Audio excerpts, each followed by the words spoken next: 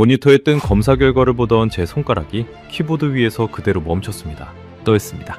또 원인불명이라는 네 글자뿐이었죠. 8살 소피아는 또래보다 한 뼘이나 작았고 아침부터 저녁까지 늘 지쳐 있었습니다.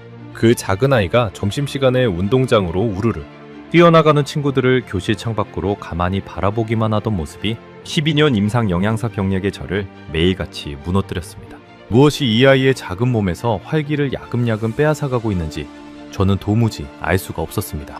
그저 답답함에 밤마다 검사지를 다시 펼쳐보는 날이 길어지고만 있었죠. 아무리 들여다보고 또 들여다봐도 차가운 숫자들은 끝내 단 한마디도 입을 열지 않았습니다. 세상에서 가장 발달한 의료 시스템을 가졌다고 자부하는 미국. 그 중에서도 손꼽히는 시카고 아동병원이었습니다.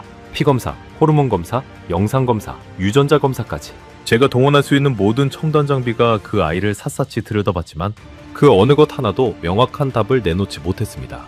저는 오직 데이터만 믿는 사람이었습니다. 수치로 증명되지 않는 건 이 세상에 존재하지 않는다고 굳게 여겼죠. 낯선 나라의 전통 음식이 아픈 사람을 살린다는 이야기 따위는 제게 그저 근거 없는 비과학적인 미신일 뿐이었습니다. 그런 제가 결국 두 손을 들고만 바로 그 순간 하루하루 시들어가던 소피아를 다시 일으켜 세운 건 제 진료실에 그 어떤 값비싼 기계도 아니었습니다.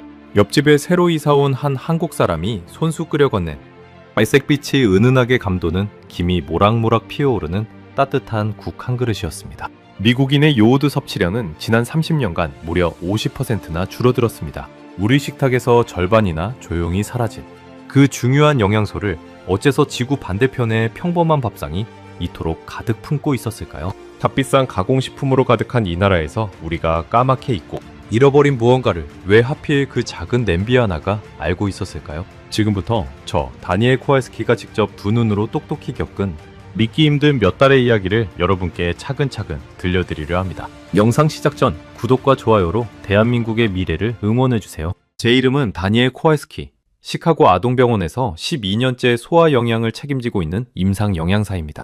제 책상 위에는 늘 두 가지가 놓여 있었습니다. 식어버린 커피잔, 그리고 빼곡한 숫자로 가득한 검사지 묶음. 저는 그 숫자들이 세상의 모든 진실을 담고 있다고 믿었습니다. 아이가 아프면 원인은 반드시 데이터 안에 숨어 있고 그 데이터를 정확히 읽어내는 것이 제 일이라고 생각했죠. 12년 동안 저는 그 믿음 하나로 수많은 아이들을 진료실에서 마주했습니다.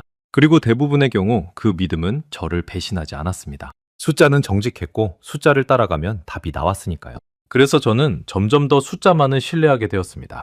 제 동료들은 저를 두고 농담처럼 말하곤 했습니다. 다니엘은 숫자로 된 성경을 읽는 사람이라고요? 저는 그 말이 싫지 않았습니다. 오히려 자랑스러웠죠. 누군가 병원 복도에서 민간요법 이야기를 꺼내거나 어떤 차를 마시면 면역력이 좋아진다거나 외국의 어느 전통 음식이 몸에 신비한 효과가 있다는 말을 하면 저는 속으로 코웃음을 쳤습니다. 증거를 가져오세요. 논문을 보여주세요. 우자기 대조시험 결과는요? 그게 없으면 그건 그냥 이야기일 뿐 의학이 아니라고요. 저에게 검증되지 않은 음식이란 그저 입을 즐겁게 하는 사치에 불과했습니다. 그러던 어느 봄날 소피아의 차트가 제 손에 들어왔습니다. 봄이라고는 하지만 시카고의 4월은 아직 바람이 매서웠습니다.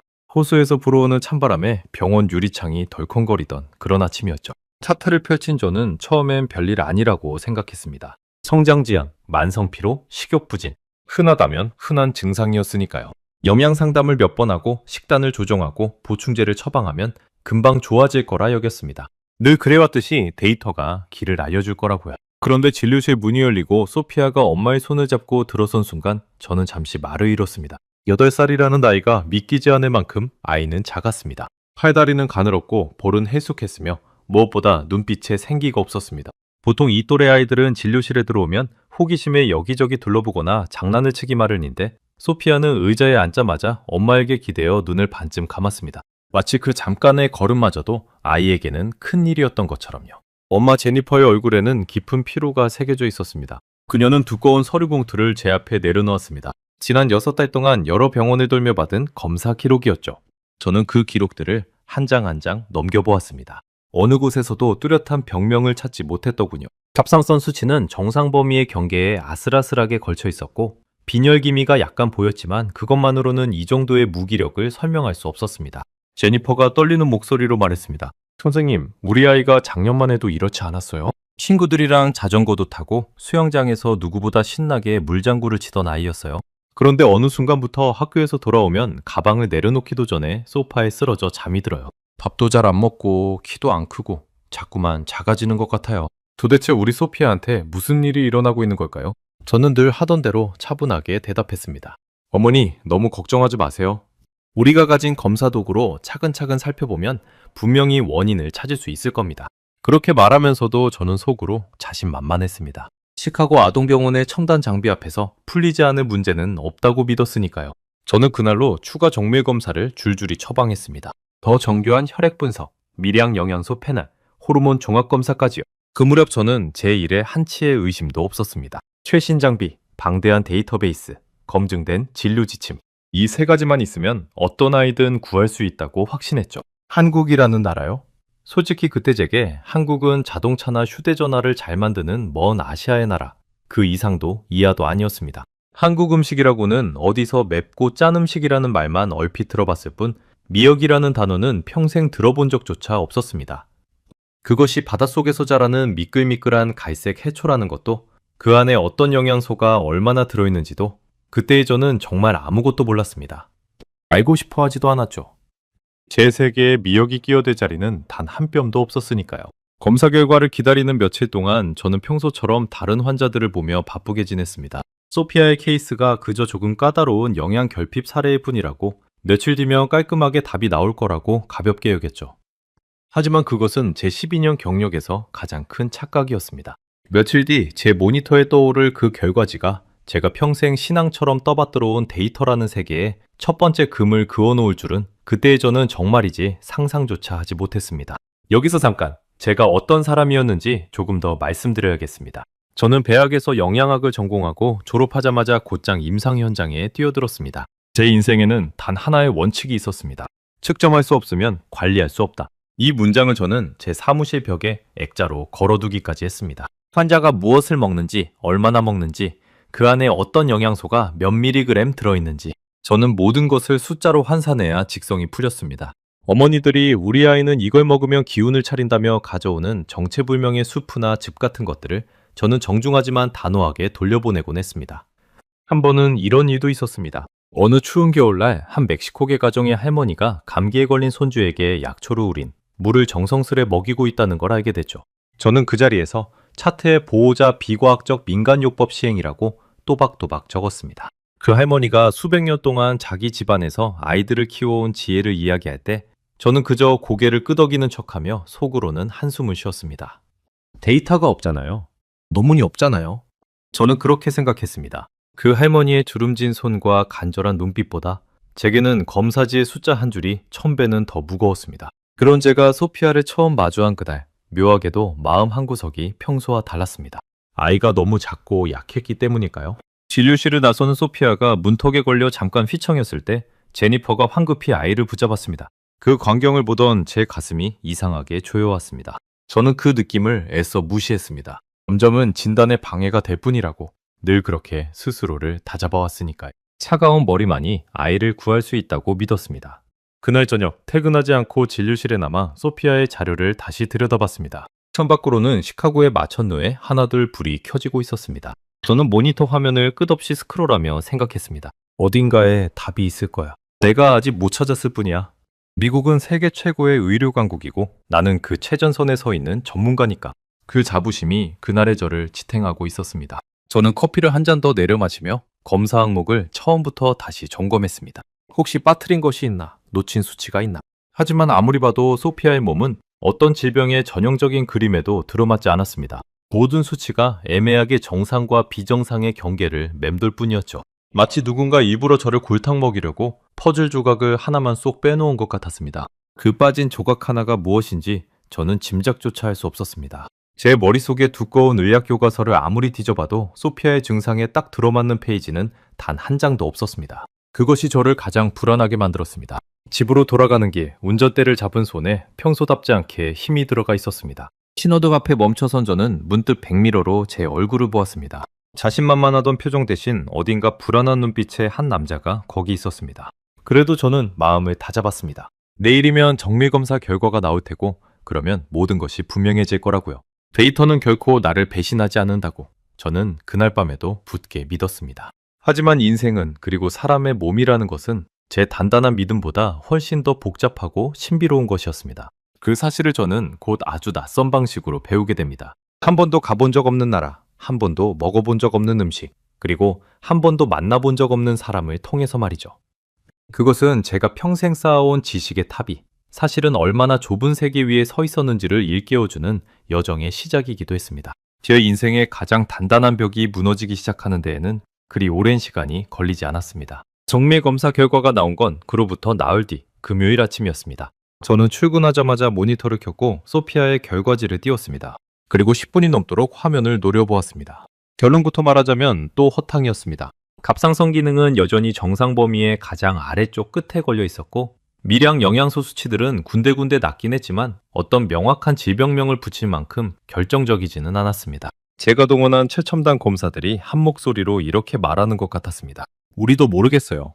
그 순간 제 뒷목이 뻐근하게 굳어왔습니다. 12년 동안 단 한 번도 느껴보지 못한 종류의 막막함이었습니다.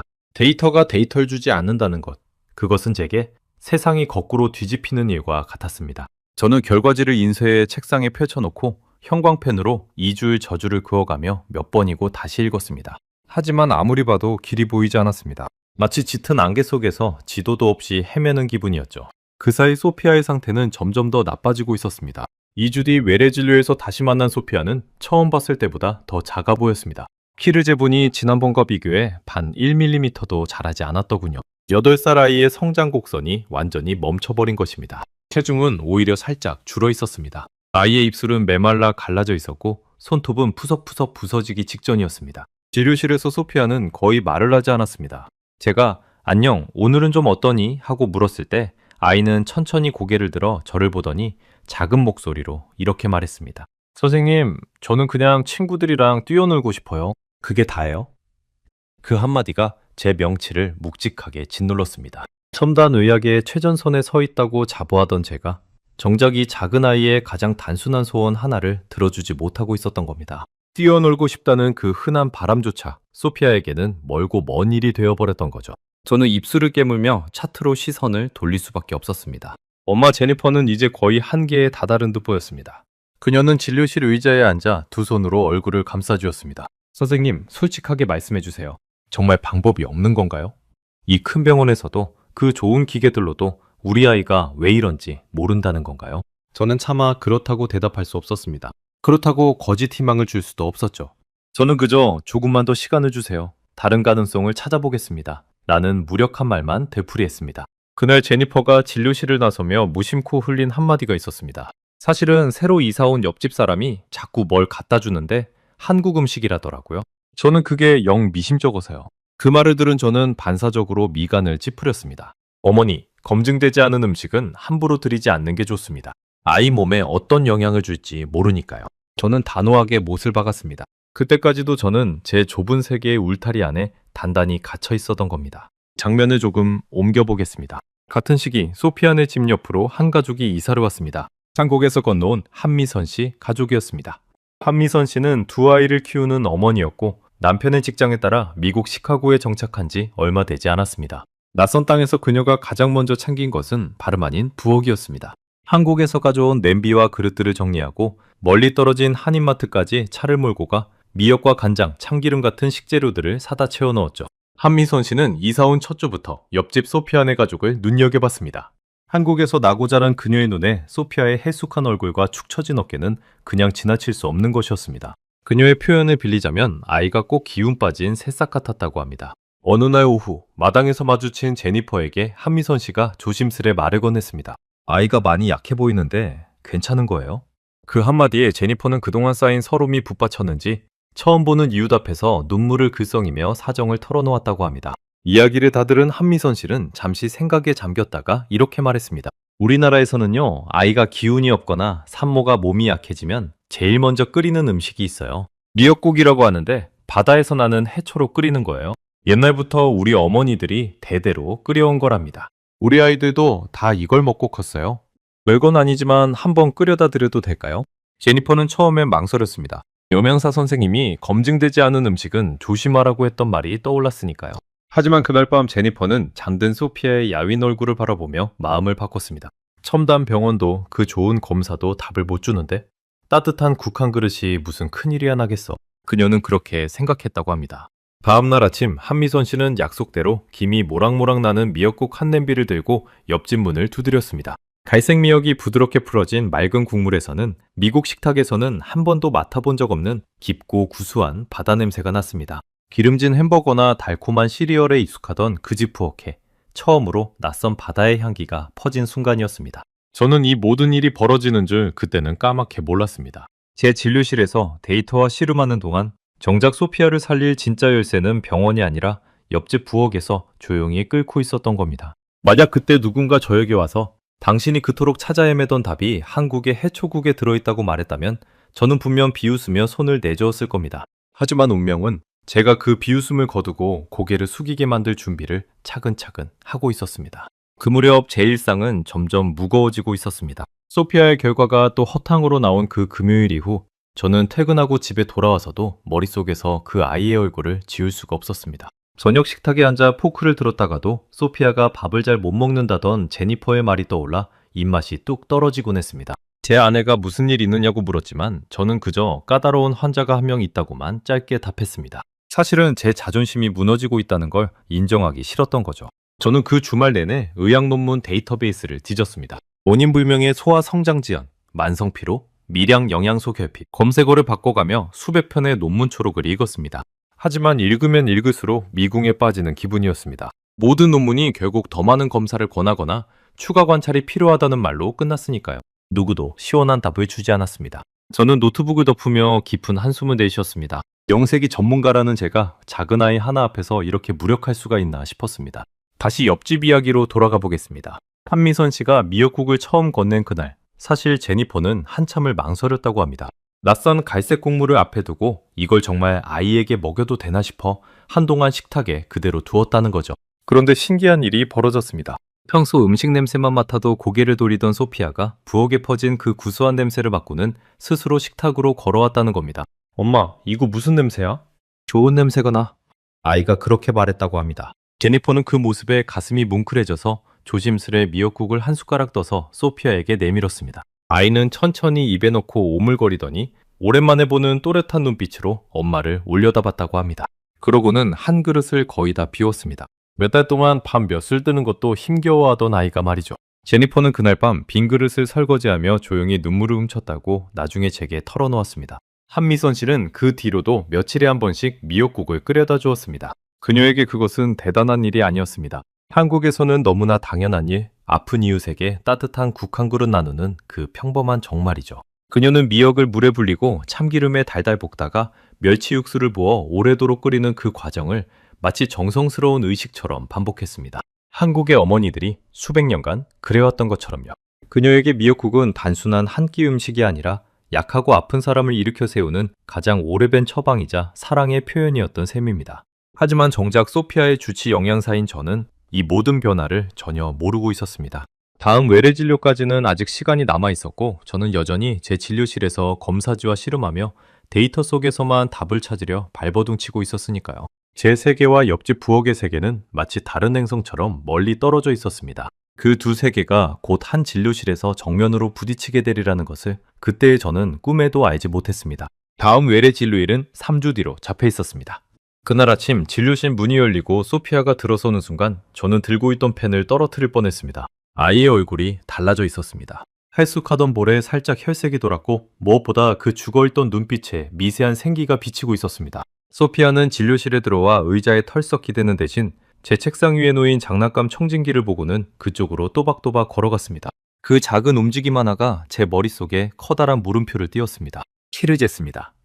3주 전보다 4mm가 자라 있었습니다. 만 1mm도 움직이지 않던 그 성장 곡선이 다시 위로 꺾여 올라가기 시작한 겁니다. 체중도 미세하게 늘었습니다. 저는 제 눈을 의심하며 측정을 2번이나 다시 했습니다. 결과는 같았습니다. 그 사이 저는 어떤 새로운 처방도 어떤 새로운 보충제도 추가한 적이 없었습니다. 제가 한 일은 아무것도 없었는데 아이는 분명히 좋아지고 있었습니다. 도대체 무엇이 달라진 걸까? 저는 제니퍼에게 다급히 물었습니다.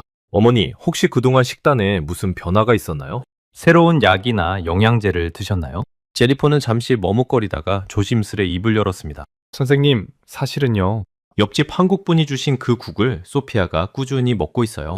미역국이라고 하던데 거의 매일 한 그릇씩요. 처음엔 선생님 말씀이 생각나서 망설였는데 아이가 그것만큼은 너무 잘 먹어서요. 그 말을 듣는 순간 제 안에서 두 가지 마음이 부딪혔습니다. 하나는 12년 동안 단단히 굳어온 제 신념이었습니다. 그건 우연일 뿐이야. 검증되지 않은 음식이 아이를 낳게 했다니 말도 안 돼. 또 다른 하나는 눈앞에 명백한 데이터였습니다.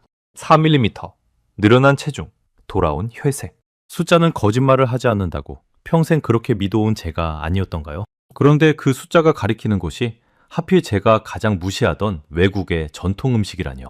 저는 그날 진료를 마치고 진료실에 홀로 남았습니다. 그리고 평생 단 한 번도 해본 적 없는 일을 했습니다. 미역의 영양 성분을 직접 찾아보기 시작한 겁니다. 처음엔 그저 이 우연을 과학적으로 반박하기 위해서였습니다. 미역 따위에 뭐 대단한 게 들었겠어? 하는 마음으로요. 그런데 화면에 떠오른 성분표를 한 줄 한 줄 읽어내려가던 제 손가락이 어느 순간 멈춰섰습니다. 가장 먼저 제 눈을 사로잡은 건 요오드였습니다. 미역은 모든 해조류 중에서도 요오드 함량이 가장 높은 식품이었습니다. 갑상선 호르몬을 만드는데 반드시 필요한 그 요오드 말입니다. 저는 소피아의 검사 결과를 다시 떠올렸습니다. 갑상선 수치가 늘 정상의 가장 아래쪽 끝에 아슬아슬하게 걸려있던 그 결과를요. 그 순간 등줄기를 타고 서늘한 기운이 훑고 지나갔습니다. 어쩌면 소피아에게 부족했던 건 거창한 병이 아니라 바로 이 평범한 영양소 하나였을지도 모른다는 생각이 처음으로 스쳤습니다. 거기서 멈추지 않았습니다. 미역에는 철분이 풍부했습니다. 자료에 따르면 미역 100g이면 하루 철분 권장량을 채울 수 있을 정도였습니다. 저는 소피아의 약한 빈혈 기미를 떠올렸습니다. 칼슘도 있었습니다. 어린이의 성장 발육에 직접 관여하는 그 칼슘이요. 멈춰버린 성장 곡선, 그 위에 칼슘이라는 단어가 겹쳐졌습니다. 마그네슘, 엽산, 칼륨까지. 소피아에게 애매하게 부족하던 그 미량 영양소들이 이 갈색 해초 안에 빠짐없이 들어있었습니다. 마지막으로 제 시선이 닿은 건 알긴산이라는 낯선 성분이었습니다. 미역 특유의 미끈한 점액질 성분으로 장에서 당의 흡수를 늦추고 몸속에 불필요한 물질들을 배출하는 것을 돕는다고 했습니다. 한국에서 수술 후 회복식으로 또 산모의 산후조리식으로 미역국을 끓이는 데에는 다 이런 과학적인 이유가 숨어 있었던 겁니다. 저는 의자에 등을 기댄 채 한참 동안 천장을 올려다봤습니다. 머릿속이 하얗게 비어버린 듯한 기분이었습니다. 그때 한 가지 충격적인 사실이 제 머리를 강하게 때렸습니다. 미국인의 요오드 섭취량은 지난 30년간 무려 50%나 줄어들었다는 통계 말입니다. 한때 우리 미국은 요오드 강화 소금으로 요오드 결핍을 거의 정복했다고 자부했었습니다. 그런데 가공식품이 식탁을 점령하고 사람들이 집밥 대신 간편식을 먹기 시작하면서 우리도 모르는 사이에 그 중요한 영양소가 식탁에서 절반이나 사라져버린 겁니다. 전 세계적으로 무려 20억에서 30억 명이 요오드 결핍 위험에 노출되어 있다는 통계까지 눈에 들어왔을 때 저는 더 이상 우연이라는 단어로 도망칠 수 없었습니다. 소피아는 어쩌면 첨단 검사로는 잡히지 않는 그 경계선상의 영양결핍 상태에 놓여 있었던 건 아닐까. 그리고 제 모든 정밀장비가 놓친 그 미세한 빈틈을 옆집 어머니가 끓인 미역국 한 그릇이 매일 조금씩 채워주고 있었던 건 아닐까. 그 가설이 제 머릿속에서 또렷한 형체를 갖추기 시작하자 저는 묘한 두려움에 휩싸였습니다. 제가 그토록 믿어온 데이터의 세계가 사실은 식탁이라는 더 크고 오래된 진실의 일부에 불과했을지도 모른다는 두려움이었습니다. 그날 밤 저는 집으로 돌아가지 못하고 한참을 진료실에 앉아 있었습니다. 책상 위에는 소피아의 검사지와 제가 출력한 미역 성분표가 나란히 놓여 있었습니다. 두 장의 종이가 마치 서로 대화를 나누는 것 같았습니다. 한쪽은 첨단 의학이 끝내 풀지 못한 미궁이었고 다른 한쪽은 한나라가 수백 년간 묵묵히 끓여온 오래된 답이었습니다. 저는 그 두 장의 종이를 번갈아 바라보며 12년 만에 처음으로 제 자신에게 이렇게 물었습니다. 다니엘, 너는 정말 모든 것을 알고 있었던 게 맞니? 어쩌면 너는 가장 중요한 것을 가장 가까운 식탁 위에 두고도 보지 못한 건 아니었을까? 그 밤 이후로 저는 잠을 거의 이루지 못했습니다. 집에 돌아와 침대에 누워도 천장에 미역 성분표가 둥둥 떠다니는 것 같았으니까요. 다음날 출근하자마자 저는 평소 같으면 거들떠보지도 않았을 자료들을 미친 듯이 파고들기 시작했습니다. 한국의 식품 성분 데이터베이스, 해조류에 관한 영양학 논문, 갑상선 호르몬과 요오드의 관계를 다룬 의학 자료들. 영어로 된 자료만으로는 부족해서 번역기를 동원해 한국어로 된 전문 자료까지 뒤졌습니다. 평생 외국 음식을 미신 취급하던 제가 이제는 그 음식의 비밀을 캐내려고 밤을 새우고 있었던 겁니다. 자료를 파고들수록 저는 제가 얼마나 좁은 우물 안에서 세상을 봐왔는지 뼈저리게 느꼈습니다. 미역은 단순한 해초가 아니었습니다. 한국에서는 아주 오래전부터 산모가 아이를 낳으면 가장 먼저 미역국을 끓여 먹였다고 했습니다. 출산으로 많은 피를 흘린 산모의 몸을 회복시키는데 철분과 칼슘과 요오드가 풍부한 미역만한 것이 없었기 때문입니다. 그것은 어떤 임상시험을 거쳐 정립된 지식이 아니라 수백 년에 걸쳐 수많은 어머니들의 몸을 통해 검증되고 또 검증된 살아있는 지혜였습니다. 저는 문득 부끄러워졌습니다. 저는 무작위 대조시험이니 논문이니 하는 것들만이 진짜 증거라고 떠들어왔습니다. 하지만 한나라가 수백 년 동안 똑같은 음식을 아픈 사람에게 끓여주며 그 효과를 눈으로 확인해온 것이야말로 어쩌면 가장 거대하고 오래된 임상 데이터가 아니었을까요? 저는 멕시코계 할머니의 약초물을 비웃었던 그날의 제 모습이 떠올라 얼굴이 화끈거렸습니다. 제가 비과학적이라고 깎아내렸던 그 전통들 속에 정작 과학이 뒤늦게 따라가며 확인하는 진실들이 숨어 있었던 겁니다. 며칠 뒤 저는 한 가지 작은 실험을 해보기로 했습니다. 소피아의 식단을 정확히 기록하고 미역국 섭취량과 아이의 컨디션 변화를 매일 체크하기로 한 거죠. 데이터로 시작된 의심을 이제는 데이터로 확인해보고 싶었습니다. 제니퍼에게 부탁해 소피아가 미역국을 먹은 날과 양, 그날의 활동량과 식욕, 수면 상태를 꼼꼼히 적어달라고 했습니다.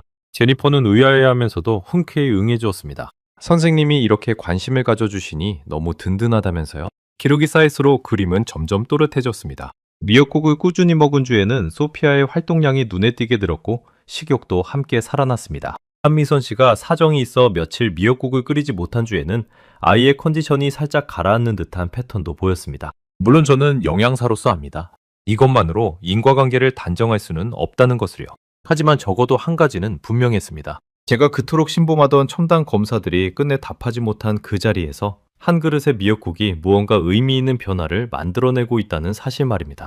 저는 책상 서랍 깊숙이 넣어두었던 소피아의 첫 검사지를 다시 꺼냈습니다. 처음 봤을 때는 그저 답답하기만 했던 그 숫자들이 이제는 전혀 다르게 익혔습니다. 정상의 경계에 아슬아슬하게 걸쳐있던 갑상선 수치, 미세하게 났던 미량 영양소들. 그것들은 어떤 무서운 병의 신호가 아니라 우리 시대의 식탁이 잃어버린 것들의 목록이었던 겁니다. 그리고 그 목록의 빈칸을 지구 반대편의 평범한 밥상이 하나씩 채워주고 있었습니다.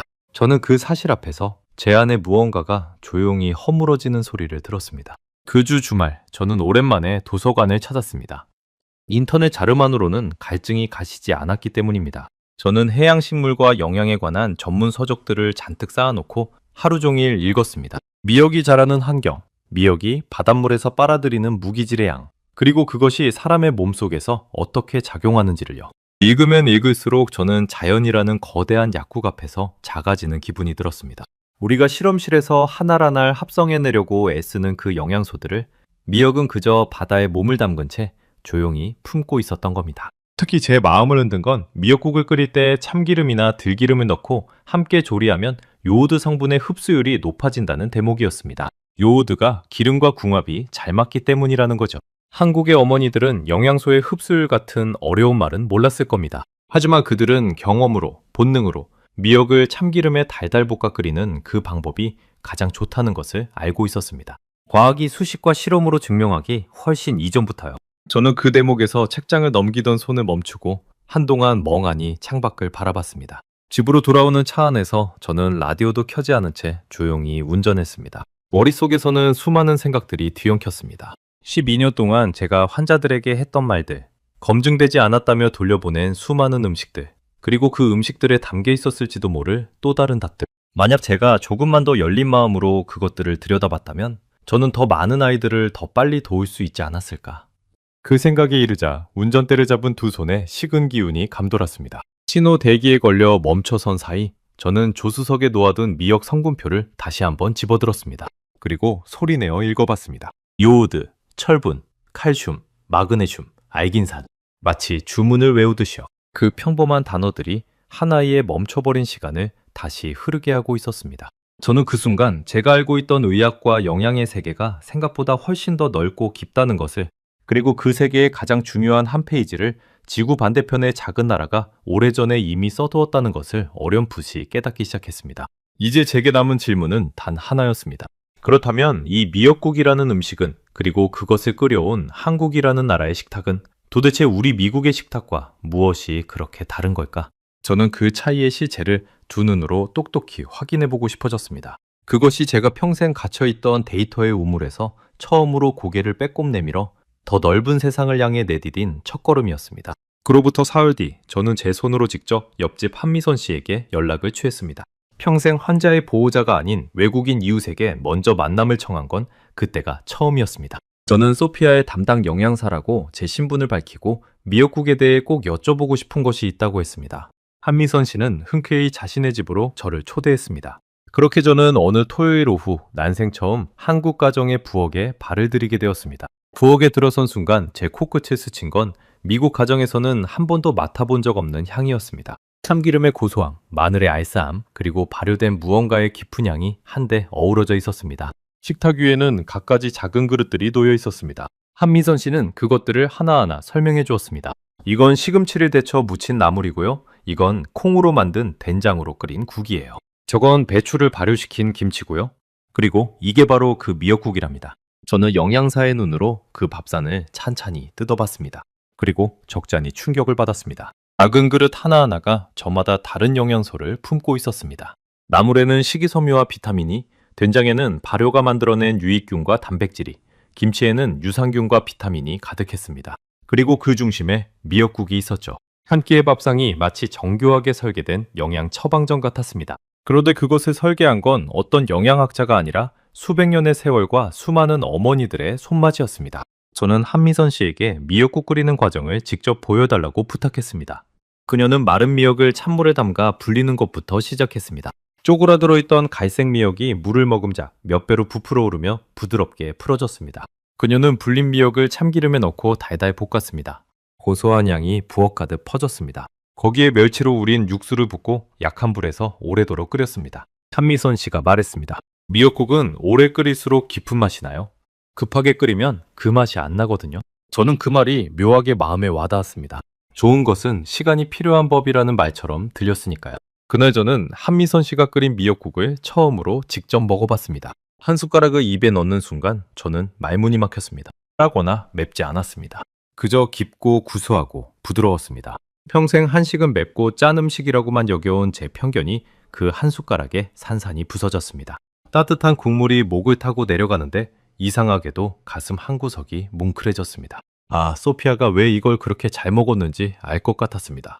이건 그냥 음식이 아니라 몸이 본능적으로 반기는 무언가였습니다. 집으로 돌아온 저는 곧장 책상에 앉아 두 개의 밥상을 나란히 비교하기 시작했습니다. 한쪽은 제가 그날 본 한국의 밥상이었고 다른 한쪽은 전형적인 미국 아이의 식단이었습니다. 햄버거, 감자튀김, 탄산음료, 시리얼, 냉동 피자. 저는 두 식단의 영양 밀도를 하나하나 따져봤습니다. 그리고 그 격차에 다시 한번 할 말을 잃었습니다. 전형적인 미국식 가공식품 위주의 식단은 칼로리는 넘쳐났지만 정작 몸에 필요한 미량 영양소는 텅 비어 있었습니다. 뇌량만 높고 영양은 빈, 이른바 빈 칼로리의 전형이었죠.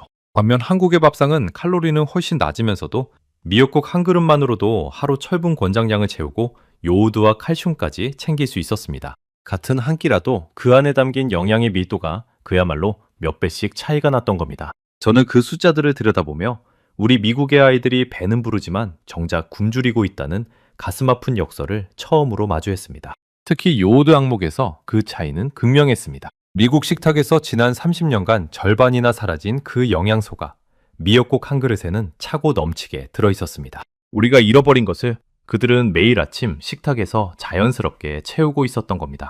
저는 그제야 소피아의 몸에서 무슨 일이 일어났는지 온전히 이해할 수 있었습니다. 빈 칼로리로 배만 채우던 아이의 몸에 미역국이 사라졌던 진짜 영양을 하나씩 돌려주고 있었던 거죠. 그 모든 데이터를 정리하고 나서 저는 한참 동안 의자에 미동도 없이 앉아 있었습니다. 가슴 깊은 곳에서 뜨거운 무언가가 천천히 차올랐습니다. 그리고 저도 모르게 혼잣말이 입 밖으로 새어나왔습니다. 내 모든 검사 장비가 못 찾은 걸 옆집 부엌의 냄비 하나가 알고 있었습니다. 그 말을 내뱉는 순간 제 두 눈이 뜨거워졌습니다. 12년 동안 쌓아온 제 자부심이 무너지는 소리였지만 동시에 제가 진짜 중요한 것을 향해 한 걸음 다가서는 소리이기도 했습니다. 그날 밤 저는 또 하나의 사실을 곱씹었습니다. 미역에 든 그 영양소는 우리 미국 식탁에서 30년간 절반이나 사라진 바로 그것이었습니다. 우리는 더 풍요로워졌다고 믿었지만 사실은 가장 기본적인 것을 잃어가고 있었던 겁니다. 더 많은 가공식품, 더 편리한 간편식. 그 풍요의 이면에서 우리 아이들의 식탁은 조용히 가난해지고 있었습니다. 그리고 그 가난을 지구 반대편 한나라의 오래된 지혜가 메워주고 있었던 거죠. 저는 그날 일기장에 이렇게 적었습니다. 나는 평생 음식을 영양소의 합으로만 봐왔다. 단백질 몇 그램, 탄수화물 몇 그램. 하지만 오늘 나는 처음으로 음식이 한나라의 역사이자 사랑이자 지혜의 결정체라는 것을 보았다. 미역국 한 그릇은 단순한 영양 공급원이 아니다. 그것은 수백 년 동안 한민족이 약한 사람을 일으켜 세워온 방법 그 자체였다. 펜을 내려놓는 제 손이 가늘게 떨렸습니다. 평생을 지탱해온 신념의 벽이 무너진 자리에 전혀 다른 종류의 깨달음이 차오르고 있었습니다. 그날 한미선 씨의 부엌에서 있었던 일을 조금 더 자세히 들려드리고 싶습니다. 미역국을 끓이는 동안 그녀는 자신의 이야기를 들려주었습니다. 한국에서 두 아이를 낳을 때마다 친정어머니가 한 달 내내 미역국을 끓여주셨다고 했습니다. 산모는 아이를 낳으며 많은 피를 흘리기 때문에 철분과 칼슘을 보충해주는 미역국이 회복에 최고라는 거죠. 그녀는 웃으며 말했습니다. 우리 한국 사람들은 생일에도 미역국을 먹어요. 엄마가 나를 낳느라 고생한 그날을 기억하는 의미로요. 그 말을 듣는 순간 저는 가슴이 먹먹해졌습니다. 음식 하나에 한 민족의 사랑과 기억이 그렇게 깊이 새겨져 있을 줄은 몰랐으니까요. 저는 영양사로서 수없이 많은 식단을 짜봤지만 음식에 그런 의미를 담아본 적은 단 한 번도 없었습니다. 제게 음식은 그저 연료였고 영양소를 몸에 넣는 수단일 뿐이었습니다.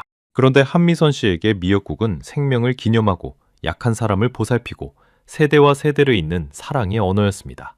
같은 음식을 두고 저와 그녀가 바라보는 세계가 이토록 다르다는 사실이 저를 깊은 생각에 잠기게 했습니다. 집으로 돌아와 본격적으로 두 식단을 비교하면서 저는 점점 더 충격적인 사실들을 발견했습니다. 작은 것부터 말씀드리자면 미역국 한 그릇에 든 칼슘은 우유 한 잔에 견줄만 했습니다.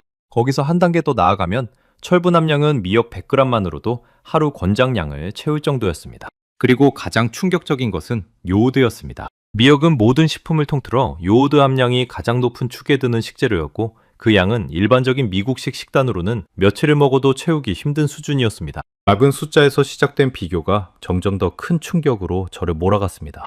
저는 미국 아동의 평균 식단표를 펼쳐놓고 그 안에서 요오드와 철분, 칼슘을 어디서 얻고 있는지 추적해봤습니다. 결과는 참담했습니다. 가공식품과 탄산음료, 단 과자로 채워진 식탁에서 이 핵심 영양소들은 거의 자취를 감추고 있었습니다. 우리는 더 많이 먹으면서도 더 적게 영양을 섭취하는 기묘한 시대를 살고 있었던 겁니다. 한 나라는 점점 더 풍요로운 가공식품에 둘러싸여 영양을 잃어가고 다른 한 나라는 소박한 전통밥상으로 그 영양을 지켜가고 있었습니다. 그 대비가 너무나 선명해서 저는 한동안 자료에서 눈을 떼지 못했습니다. 이쯤 되자 저는 소피아의 사례가 결코 특별한 예외가 아닐 수도 있다는 무서운 생각에 이르렀습니다. 어쩌면 미국의 수많은 아이들이 소피아처럼 첨단 검사로는 잡히지 않는 미묘한 영양 결핍 상태에 놓여 있는 건 아닐까. 배는 부른데 정작 몸은 굶주린 그 상태 말입니다.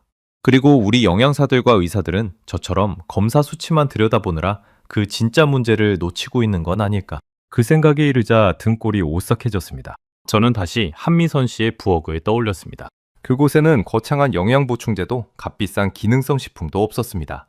그저 바다에서 온 미역, 콩으로 빚은 된장, 텃밭에서 자란 나물 같은 자연 그대로의 소박한 재료들이 있을 뿐이었습니다. 그런데 그 평범한 재료들이 모여 어떤 첨단 의학도 해내지 못한 일을 해내고 있었습니다. 저는 제가 평생 신봉해온 현대 영양학이 어쩌면 가장 기본적인 진실 하나를 잊고 있었다는 것을 깨달았습니다. 좋은 음식이 곧 좋은 약이라는 그 오래된 진실을요. 그날 밤 늦게 저는 소피아의 검사지와 미역 성분표, 그리고 두 나라의 식단 비교표를 모두 책상 위에 펼쳐놓고 한참을 바라봤습니다. 그 종이들이 하나의 분명한 이야기를 들려주고 있었습니다. 한 아이가 시들어갔던 이유도 다시 살아난 이유도 모두 식탁 위에 있었다는 이야기를요. 첨단 장비가 가득한 제 지루실이 아니라 김이 모락모락 나는 옆집 부엌에 그 답이 있었다는 이야기를요. 저는 그 이야기 앞에서 평생 처음으로 제 무지를 온전히 인정했습니다. 그리고 그 인정은 부끄러움이 아니라 묘한 해방감으로 제게 다가왔습니다. 며칠 뒤 저는 한 가지 결심을 했습니다. 더 이상 책상 위의 자료만으로 만족할 수 없었던 겁니다. 저는 직접 한인마트에 가보기로 했습니다. 한미선 씨가 알려준 시카고의 한인마트는 제가 평생 가본 어떤 마트와도 달랐습니다. 입구에 들어서자마자 펼쳐진 진열대에는 제가 이름조차 모르는 수십 가지의 해조류와 나물, 발효식품들이 빼곡했습니다. 미역만 해도 종류가 여러 가지였고 다시마며 김이며 토디며 바다에서 온 식재료가 한쪽 벽을 가득 채우고 있었습니다. 저는 한 봉지에 마른 미역을 집어들고 한참을 들여다봤습니다. 작고 가볍고 보잘것없어 보이는 갈색 해초 한 줌. 그런데 이 작은 것 안에 제 첨단병원이 끝내 찾지 못한 답이 들어있었던 겁니다. 마트 안에는 미역을 카트에 담는 한국인 어머니들이 여럿 보였습니다. 그들에게는 너무나 당연하고 일상적인 풍경이었겠지만 제 눈에는 그 모든 것이 경이로웠습니다. 한 나라의 평범한 장바구니 안에 다른 나라가 잃어버린 건강의 비밀이 담겨 있다는 사실이. 집으로 돌아온 저는 평생 처음으로 제 손으로 미역국을 끓여보기로 했습니다. 한미선 씨가 알려준 대로 미역을 찬물에 불리고 참기름에 볶고 육수를 부어 오래도록 끓였습니다. 처음 끓여보는 거라 서툴렀지만 부엌에 퍼지는 그 고소하고 구수한 향만큼은 분명했습니다. 완성된 미역국을 한 그릇 떠서 식탁에 앉은 저는 천천히 한 숟가락을 떴습니다. 그리고 생각했습니다. 12년 동안 수많은 식단을 짜온 내가 정작 가장 좋은 음식 하나를 내 손으로 끓여본 건 오늘이 처음이구나. 그 미역국을 먹으며 저는 소피아를 떠올렸습니다. 그 작은 아이가 매일 이 따뜻한 국을 한 그릇씩 비우며 조금씩 기운을 차려갔을 모습을요. 그리고 그 국을 정성껏 끓여 옆집에 가져다 준 한미선 씨의 마음을요. 거기에는 어떤 대가도 어떤 계산도 없었습니다. 그저 약해 보이는 이웃아이를 그냥 두고 볼 수 없었던 한 어머니의 따뜻한 마음이 있을 뿐이었습니다. 저는 그 마음 앞에서 제가 평생 차갑게 다뤄온 음식이라는 것이 사실은 얼마나 따뜻한 것이었는지를 비로소 알게 되었습니다. 이 모든 깨달음의 끝에서 저는 가장 중요한 결론에 도달했습니다. 이건 약이 아닙니다. 한 나라가 수백 년간 아픈 사람을 위해 끓여온 밥상이었습니다. 그 문장이 제 머릿속에 또렷이 새겨졌습니다. 어떤 제약회사가 만든 알약도 어떤 실험실에서 합성한 보충제도 아닌 그저 한 민족이 오랜 세월 사랑으로 끓여온 따뜻한 국 한 그릇. 그것이 첨단의학이 풀지 못한 문제를 풀어낸 겁니다. 저는 그 사실 앞에서 제 안에 남아있던 마지막 오만함마저 조용히 내려놓았습니다. 그날 이후 저는 완전히 다른 사람이 되어가고 있었습니다. 데이터만 믿던 차가운 영양사에서 음식 너머에 담긴 한 나라의 지혜와 사랑까지 들여다볼 줄 아는 사람으로. 그 변화의 한가운데에는 언제나 김이 모락모락 나는 미역국 한 그릇이 있었습니다. 그리고 저는 이제 그 변화를 저 혼자만 간직할 수 없다는 것을 어렴풋이 느끼기 시작했습니다. 이 깨달음은 저 한 사람의 변화로 끝나서는 안 되는 반드시 더 많은 사람들에게 전해져야 할 소중한 무언가였으니까요. 계절이 바뀌어 시카고에 여름이 찾아왔습니다. 미역국이 처음 그 집 식탁에 오른 지도 어느덧 넉 달이 흘렀습니다. 그 사이 소피아는 완전히 다른 아이가 되어 있었습니다. 어느 날 외래 진료를 위해 진료실 문이 열렸을 때 저는 잠시 그 자리에 굳어버렸습니다. 처음 봤을 때 엄마 손에 겨우 매달려 들어오던 그 작고 지친 아이가 이제는 제 발로 성큼성큼 걸어들어와 환하게 웃으며 인사를 건넸으니까요. 선생님 안녕하세요. 저 이번 주에 친구들이랑 자전거 탔어요. 저는 그 말을 듣는 순간 콧등이 시큰해지는 것을 애써 참아야 했습니다. 친구들이랑 뛰어놀고 싶다던 그 작은 소원, 첨단 의학이 그토록 오래 들어주지 못했던 그 바람을 마침내 이 아이가 스스로 이뤄낸 겁니다. 키를 쟀습니다. 넉 달 사이 또래의 평균 성장 속도를 따라잡고 있었습니다. 멈춰있던 시간이 다시 흐르기 시작한 거죠. 혈색은 발그레했고 눈빛은 또래 아이들처럼 호기심으로 반짝였습니다. 제니퍼는 진료실 한쪽에서 조용히 눈물을 닦고 있었습니다.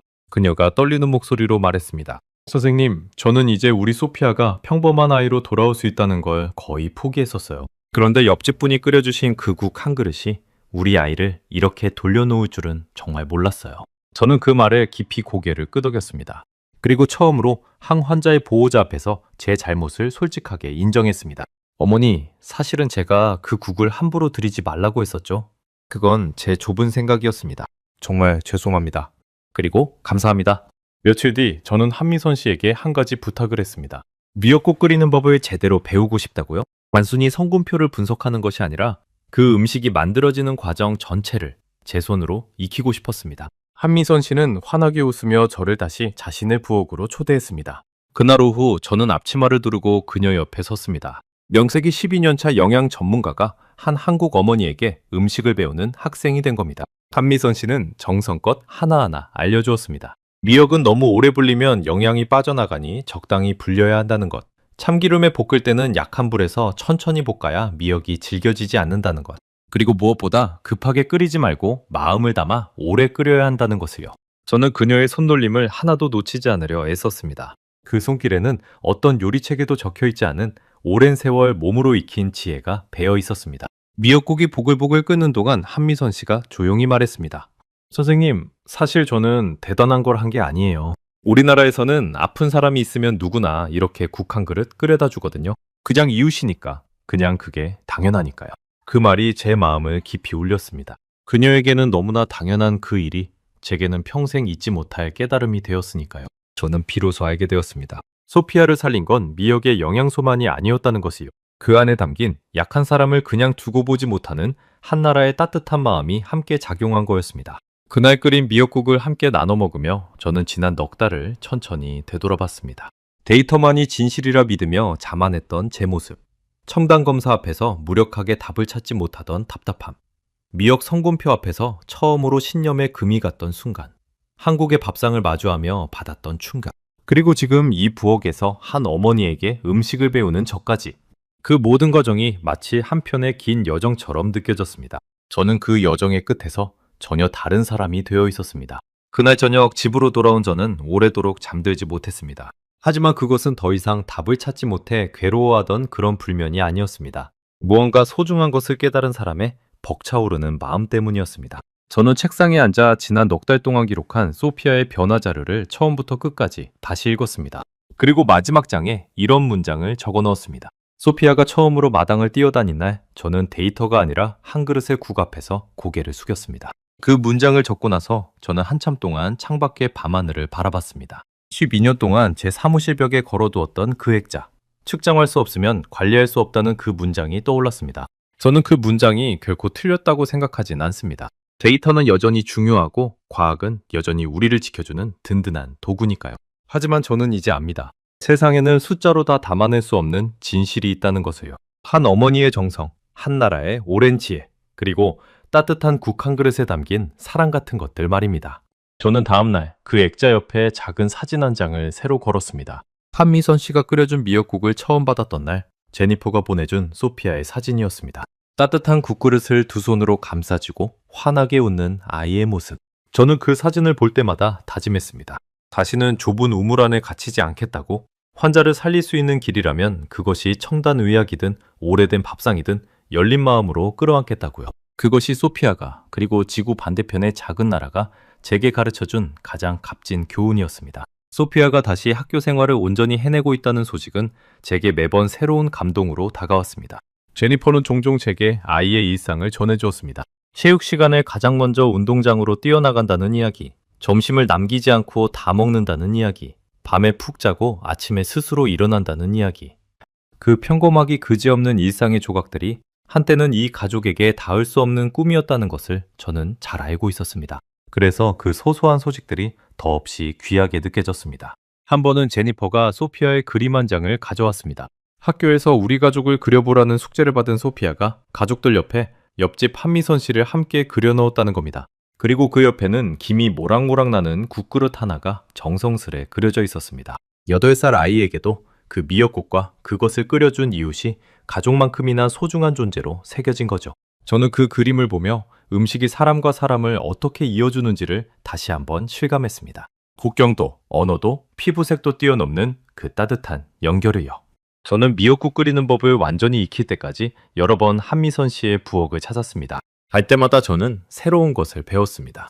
어떤 날은 소고기를 넣은 미역국을, 또 어떤 날은 멸치나 조개로 육수를 낸 미역국을 배웠습니다. 같은 미역국이라도 무엇을 넣느냐에 따라 맛과 영양이 조금씩 달라진다는 것도 알게 되었죠. 한미선 씨는 자신이 알고 있는 모든 것을 아낌없이 나눠주었습니다. 그 모습에서 저는 좋은 것을 혼자 움켜쥐지 않고 기꺼이 나누는 한국 사람들의 넉넉한 인심을 느꼈습니다. 집에서 직접 미역국을 끓이는 일이 늘어나면서 제 자신의 몸에도 작은 변화가 찾아왔습니다. 늘 오후만 되면 무겁게 가라앉던 몸이 어쩐지 가벼워진 느낌이었습니다. 물론 저는 영양사로서 압니다. 한 가지 음식만으로 모든 게 달라지는 건 아니라는 것을요. 하지만 적어도 한 가지는 분명했습니다. 제대로 된 음식을 챙겨 먹는다는 건 그 단순한 진리가 제 몸과 마음을 모두 돌보고 있다는 사실 말입니다. 저는 그제야 제가 환자들에게 음식을 권하면서도 정작 제 자신은 제대로 먹지 못하고 살아왔다는 것을 깨달았습니다. 어느 늦은 밤 저는 오래된 사진첩을 꺼내보았습니다. 영양학을 처음 공부하던 대학 시절의 제 사진이었습니다. 그때의 저는 사람들을 건강하게 만들고 싶다는 순수한 열정으로 가득했습니다. 그런데 12년의 세월을 지나오며 저는 어느새 그 마음을 잊고 차가운 숫자만 쫓는 사람이 되어 있었던 겁니다. 소피아의 일은 잃어버렸던 그 첫 마음을 제게 되돌려 주었습니다. 사람을 살리는 건 결국 차가운 데이터가 아니라 따뜻한 마음에서 시작된다는 그 단순한 진실을요. 저는 종종 생각합니다.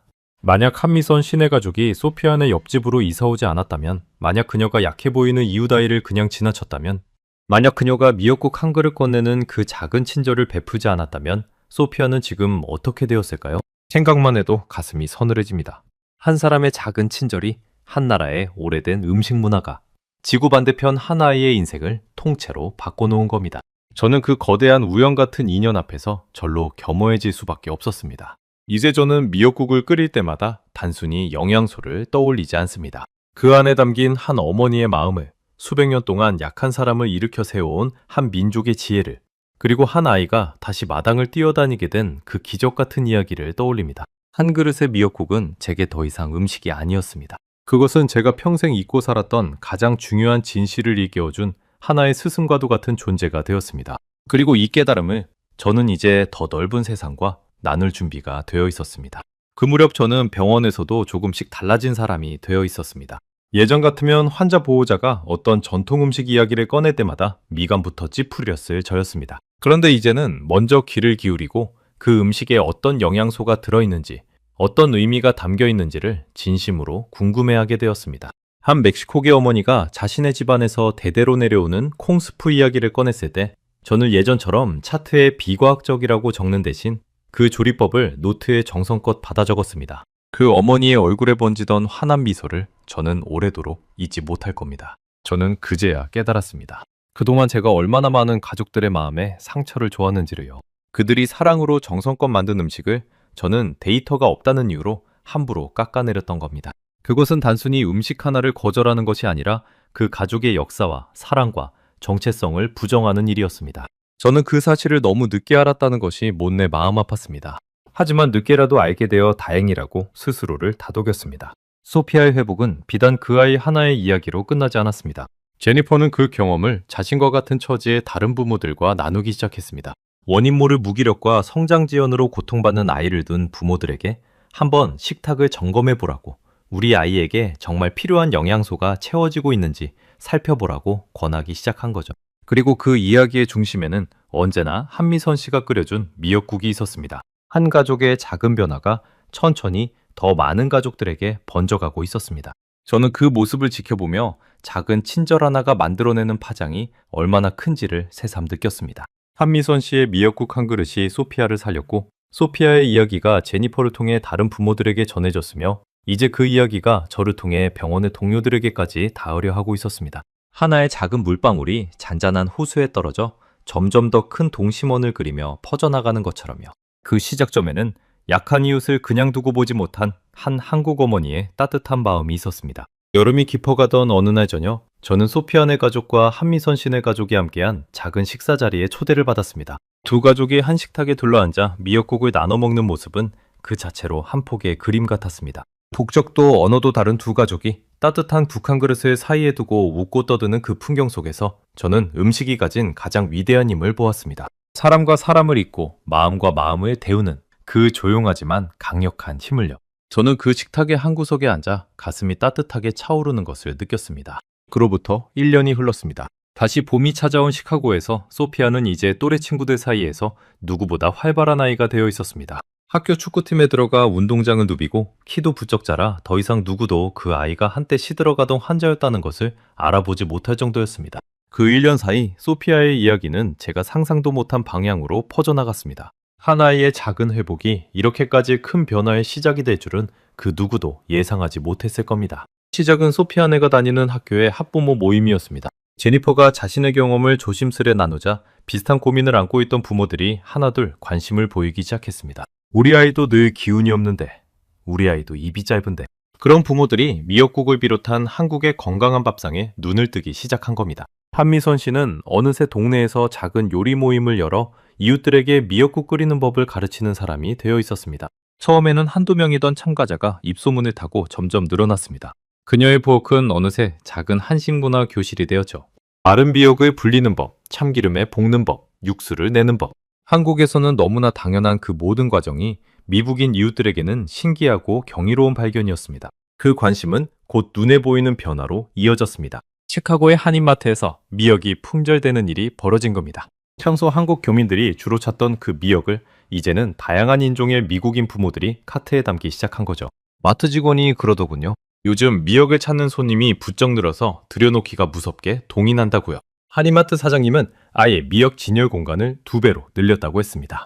그동안 한국 교민들만 알던 그 작은 갈색 해초가 이제는 인종과 국적을 가리지 않는 많은 가정의 식탁에 오르게 된 겁니다. 한 가족의 작은 변화가 옆집으로, 학부모 모임으로, 그리고 마침내 지역사회 전체로 번져나간 겁니다. 정말이지 작은 물방울이 거대한 물결을 이룬 셈이었습니다. 미역뿐만이 아니었습니다.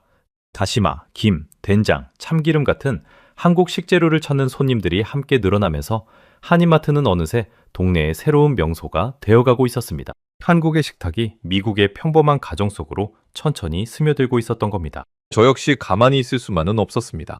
저는 소피아의 사례를 정리해 병원의 영양교육 자료에 정식으로 올렸습니다. 물론 저는 신중했습니다. 미역국이 무슨 만병통치약이라거나 모든 병을 낫게 한다는 식으로 과장하지 않았습니다. 제가 동료들에게 전한 메시지는 분명했습니다. 우리는 그동안 첨단 검사 수치에만 매달리느라 정작 가장 기본적인 것을 놓치고 있었을지도 모른다는 것. 그리고 환자의 식탁을 그 안에 담긴 문화와 지혜를 더 겸허한 마음으로 들여다봐야 한다는 것이었습니다. 여기서 저는 분명히 짚고 넘어가고 싶습니다. 미역국이 어떤 병을 마법처럼 치료한 것은 아닙니다. 소피아에게 일어난 일은 첨단 검사로는 잡히지 않던 미묘한 영양 결핍 상태가 영양이 풍부한 한식 식단을 통해 차근차근 개선된 것이었습니다. 그것은 기적이 아니라 과학이었고 동시에 수백 년 묵은 지혜이기도 했습니다. 저는 이 균형을 잃지 않으려 늘 조심했습니다. 건강에 문제가 있다면 반드시 전문가와 상담해야 하고 균형 잡힌 식사가 무엇보다 중요하다는 것. 그 원칙을 저는 단 한 번도 잊지 않았습니다. 하지만 그 사실이 미역국과 한국의 밥상이 보여준 놀라운 힘을 조금도 깎아내리지는 못했습니다. 제 동료들의 반응도 처음에는 반신반의였습니다. 데이터만 믿던 다니엘이 갑자기 한국 음식 이야기를 하다니 하는 눈빛도 있었죠. 하지만 제가 차근차근 정리한 소피아의 변화 기록과 한식의 영양학적 근거를 보고는 많은 동료들이 진지하게 고개를 끄덕이기 시작했습니다. 그중 몇몇은 자신의 환자들에게도 식단을 점검해보라고 권하기 시작했습니다. 차가운 검사 수치 너머에 있는 식탁이라는 더 큰 진실을 함께 바라보기 시작한 겁니다. 제가 작성한 그 교육 자료는 이후 우리 병원의 신입 영양사 교육 과정에도 작게나마 자리를 잡았습니다. 새내기 영양사들이 그 자료를 읽으며 저처럼 좁은 우물에 갇히지 않기를 바라는 마음에서요. 한 아이의 이야기가 이제는 더 많은 전문가들의 시야를 넓히는 작은 씨앗이 된 셈입니다. 저는 요즘도 가끔 소피아를 만납니다. 얼마 전에는 그 아이가 직접 끓인 미역국을 제게 가져다 주었습니다. 한미선 아주머니한테 배웠어요 하면서 환하게 웃는 그 아이를 보며 저는 가슴이 벅차올랐습니다. 한때 시들어가던 작은 새싹이 이제는 자기보다 더 약한 누군가에게 따뜻한 국 한 그릇을 건네줄 아는 아이로 자란 겁니다. 그 모습을 보며 저는 한미선 씨가 처음 소피아에게 미역국을 건네던 그 마음이 이렇게 다음 세대로 이어지고 있다는 것을 느꼈습니다. 그 미역국 한 그릇 안에는 한미선 씨에게서 소피아에게로 그리고 또 다른 누군가에게로 이어지는 사랑의 연결이 담겨 있었습니다. 저는 그 따뜻한 국그릇을 받아들며 한 나라의 음식이 이렇게 사람의 마음을 타고 끝없이 이어질 수 있다는 사실에 새삼 가슴이 뭉클했습니다.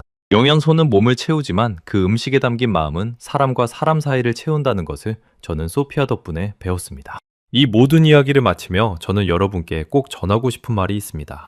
저는 세계 최고라 자부하던 의료 강국의 전문가였습니다. 하지만 제가 그토록 자랑하던 첨단 의학이 끝내 찾지 못한 답을 어느 나라의 평범한 밥상이 알고 있었습니다. 그것은 화려한 기술도 값비싼 장비도 아니었습니다.